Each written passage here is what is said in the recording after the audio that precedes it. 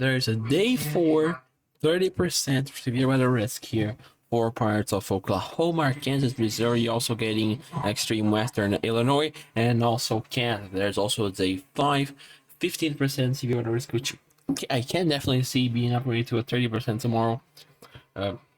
Severe weather risk across parts. There's many states here, especially the Gulf states, but also getting parts of Kentucky, Tennessee, north of the triple states, Mississippi, Alabama, and Georgia. Also getting Northern Carolina. There's a lot of things. Also getting Ohio and parts of Indiana.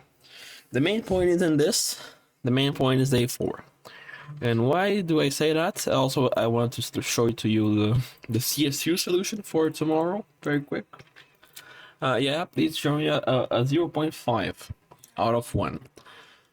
This would this would be equivalent to a moderate risk. Don't expect to see a moderate risk, but it's very similar. But yeah, very interesting solution.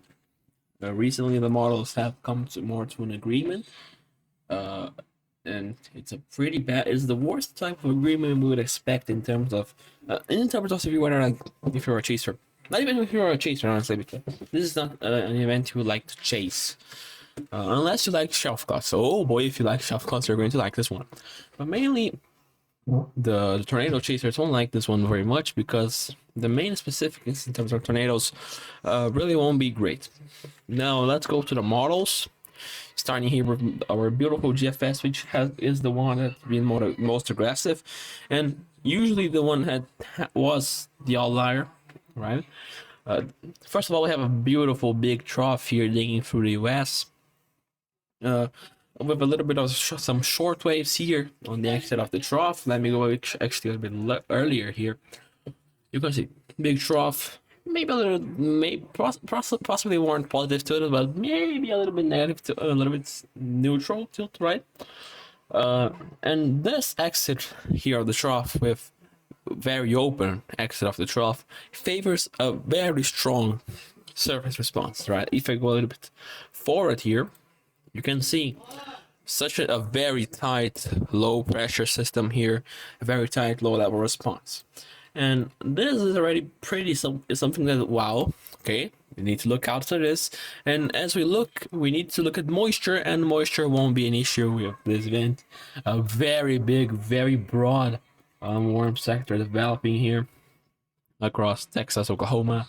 If I go a little bit earlier here, you can see getting more of Texas and Oklahoma, right? With the dry line pushing eastward. Also getting Missouri or Kansas. Louisiana is not in severe threat. You can be fine. Also parts, well, this states here, as we go easternly, they are going to be part of the second day of severe weather threat as that trough continues to push eastward, right? Let me show to you the Cape very quick here. Surface-based Cape. Cape is, well, more impressive than the 6Z model run. Mainly Texas, which won't help at all. But as we go onward, still some Cape. Definitely some Cape. The Cape is going to probably uptrend as we go. Oh wow, that's a very impressive sounding. 1200 joules per kilogram. Cape is already fine. Photograph is okay at best. Yeah, shear is pretty strong as well. But yeah, we're going to have a lot of Cape. Instability is going to be pretty strong. The dry line pushes as we go onward. You can see that the risk is quite big. Like, this is not a small 30% severe weather risk. This is a big 30%. 6 million people are in this area, almost 7 million, and 85,000 square miles. So that's a lot. The 50% area is ridiculous. Like, look at the size of this thing. You go all the way from Texas going to Oklahoma, getting Iowa, like Tennessee as well. So yeah, it's a very interesting situation going to develop. And now I want to go quickly to what was the main outlier. Let me go back to the 500 millibar trough, and I want to look into the Euro model. Early on, as we got into the 0Z model run, right? I want to make this very clear. Well, we were talking about the 0Z model run. Let me go a little bit forward here. There was a lot of talk. I'm in the wrong model. Okay, there was a lot of talk about the still inconsistency between the GFS and the Euro, right? Let me go back for the 0Z GFS as well. They were not agreeing like at all. Honestly, this is not some great agreement.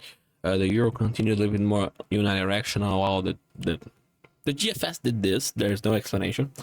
But now in the 12Z, uh, Euro and GFS, they've agreed more. And the Euro has agreed more on the GFS solution, which which is something that worries me because this is helping severe weather. The solution of the GFS is the most favorable. And honestly, I think that the Euro model is a little bit underperforming the 850 millibar level pressure system. I expect to see a stronger low level response as the GFS show, because this trough is very strong. The way it opens favors a lot more open. Look at that! Look at that low level pressure system. A lot of level jet for these storms to form. You can see right here. Okay, maybe it will be an issue. I don't think it will. The models are doing model stuff and downtrain in training. I mean, global models, and global models. They're underdoing the cape, but the cap, but the cape is, but it's fine. And as we go on, they're going to be the continuation of the thread. All right, into the 2nd of April, and yeah, still a lot of moisture. Let me see if a sound helps me understand what could be the main threat with these. Let me open. I think it's, yeah. Pretty capped atmosphere, but I think I expected the storms to break the cap later. Okay, cape 1, 2, 3, 4. Shear is fine, honestly. Could be greater. Lapse rates. Oh yeah, I need to talk about lapse rates after what happened on the last severe weather event. This time lapse rates are not going to kill this event. At least that's not what I expect to see. Let me get you a sound in here very quick. Is this the right one? Yes. Yeah, 6.2 is fine, right? 6.2 is already fine. As we go north in the atmosphere, it's okay. Shear is also fine. So yeah, let me go back to the discussion here, the discussion here from the SVC, the forecast discussion, because they mentioned better TV weather threat. We're going to start with a few supercells, right? Favoring a large hail threat, but also a tornado threat. In the cells that are able to become surface-based, which are not going to be many, but if they do, well, you're going to tornadoes. But the main threat is going to be on a mesoscale convective system that will develop after, right, the development of those supercells. We're going to see. I'm going to read the paragraph from the SPC. Further southwest, a moist air mass is forecast to be in place from northeast Texas into eastern Oklahoma and eastern Texas, extending eastward into mid-Mississippi Valley. A surface low is forecast to develop over central plains as a 75 to 90 knots mid-level jet ejects northeasterly across the southern plains. As the nose of the jet moves over into the moist and unstable air mass during the afternoon and evening, widespread, and this is a very strong wording from the SPC, widespread severe weather is expected to occur. Strong deep layer shear and steep lapse rates are forecast to be favorable for a large hail threat, with the supercells across a part of Texas, Oklahoma, Kansas, eastward into lower Missouri Valley. Tornadoes and wind damage will also be possible, especially as the low-level jet strengthens and mesoscale convective system organizes across the region during the evening. Now, the mesoscale convective system is expected to remain severe into the overnight period, moving eastward into the mid-Mississippi Valley. Yeah, that's the main point. You see how the SPC is going very aggressive. Right, on this talking, and also on day 5 they're talking about widespread severe weather. Ahead of the upper level system is forecast to move eastward into the Ozarks and mid-Mississippi Valley on Tuesday. An associated cold front will likely move quickly eastward into the mid-Mississippi Valley early in the day. Ahead of the front, a moist and unstable air mass is expected to be in place in midday, with scattered to numerous thunderstorms developing in Ohio and Tennessee valleys in the afternoon. The mid-level jet is forecast to move into the Ohio Valley by late afternoon, suggesting that a widespread severe threat will be possible. Strong diplomatic shear and lift associated with the jet would be favorable for supercells with a wind and large hail threat, and also a few tornadoes, so no hail threat on both days. The severe threat is forecast to extend southward into Tennessee Valley and eastward into the mid-Atlantic, where scattered severe storms will be able within a moist and unstable air mass. So yeah, we have a very strong wording from the SPC, and now I want to go for the samples here, which have been, ironically or not, most consistent of all the models. Normally it's the opposite. We have the deterministic models being agreeing more than the symbols, and now the samples are being, I don't know what to expect. Well, the GIFs here, which is the symbol of the GFS, we have pretty big trough digging for the US 12Z. GIFs here, the 850 millibar, as expected. The response, the level response, is pretty strong and pretty tight actually. Low pressure system, as showed by the GFS. Pretty strong moisture, although the GIF shows a more quick dry line movement here instead of the GFS, which is a little bit slower, right? Let me get to you. 18Z, you can see it's like mid Oklahoma, west Oklahoma actually, and as we go to 0Z, we still have the dry line in Oklahoma, while GIFs here shows by 0Z already the dry line being by eastern Oklahoma, maybe already off Kansas. So yeah, this is a very interesting thing to see. The probability of Cape being bigger than 500 joules per kilometer of Cape, it's pretty big. I can see, all right, pretty big possibility here, as you can see. And yeah, that's the main thing that I wanted to show from this. Pretty big trough, pretty strong surface response. If we look into the, I don't know what they were doing now, but yeah, I forgot to open the EPS. So the story is a little bit different because models are different. Although the EPS still continues to show a very big trough digging for the US, the surface response is not as strong, although the trough is favorable for the development of a strong surface response. I don't know why they are doing that, but yeah, we're having a very interesting, we're having a fun time, as you can see. Forecasting this event has not been easy. We are in the time period where models go crazy, which I mentioned earlier on the 06 in the video that I made on Twitter. And well, as I said, models could uptrend today by 12Z.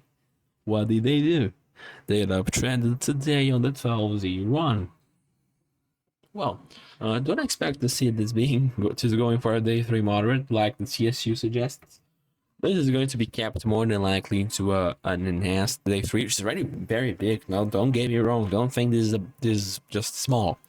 The day 3 moderate enhanced hasn't happened in like how much time? I think since January 10th? Yeah, January 10th, 2024, which was one of the biggest busts I've ever seen in my life. But this time I don't see many failure modes. Of course, there's some, maybe low, the escape doesn't happen, just doesn't develop. But I don't think that's the case. I think that the models are doing Cape because when you have 70s and 60s, right? You can see 70s and 60s. With 60s on the dew points, you have instability, especially we have a lot of moisture, we have high temperatures, we have instability. And I do expect to see higher Cape than what the models are showing, but that's something that we're going to want to see on the cams. I would show the better model that we have so far, which is the NAM, but the NAM 80, the difference between not showing the NAM and showing 80 plus hours of NAM is nothing, but I'm going to show it here for the funsies, right? So first of all, the NAM for some reason decided to keep the moisture in Texas. There is no reason for that. No other model shows that, but yep, he just wanted to do that, man. Get the GFS just to compare. So that's 0Z. Look at that low level. Oh wow, that's strong. So Okay, no, that's right. Look at what. But this actually would mean a slower dry land movement, which would be interesting. But I don't expect to see that. Let me get you a sound in here very quick. And what the fuck? Goodness gracious, 253K. Wow. Yeah, that ain't happening. Oh wow. That's interesting. That's very interesting. Downstream Cape 1,200 or 1,150 joules per kilogram. I'm not even going to question him. It's gosh. Okay, let me see the STP. What is the STP? I don't even show the STP. 3.2? Okay. I'm not going to even question it. You do you, Nam. I'm not going to comment on that. Wow, that was bizarre at best. Very interesting. Of course, we are looking at 80 plus hours then, which means nothing, but that's interesting to see. Well, that's mainly it. I'm not going to talk anymore because we don't have much to talk anymore. 18Z Nam is not going to be loaded in a pretty big time, honestly. And yeah. After the day 5, there could be an isolated severe weather risk on the day 6 model, on the day 6, and after that, we're going to be on the clear. I'm not going to talk about the eclipse. Is it eclipse? They all say? I don't know. But yeah, I'm not going to talk about it so far because models normally change a lot. Talking about cloud cover, but as far as of right now, it's not looking great. Of course, it's going to change. We are still like the 30th, 31st, 32. We are like 10 days away from him. So a lot can change and lots will change. Normally, we only have an idea of how much cloud cover there is as we get into the day or the day before. But yes, we are getting a lot of cloud cover. Oh, are we getting a lot of cloud cover? You can see here on the 18Z, which is the time that this is the American sample, just to get clear, NISEP. And yep. Let me see, probability of precipitation. Man, it's right over the eclipse path. But okay, that is going to change. You probably won't need to. Oh god, all the monitor agree.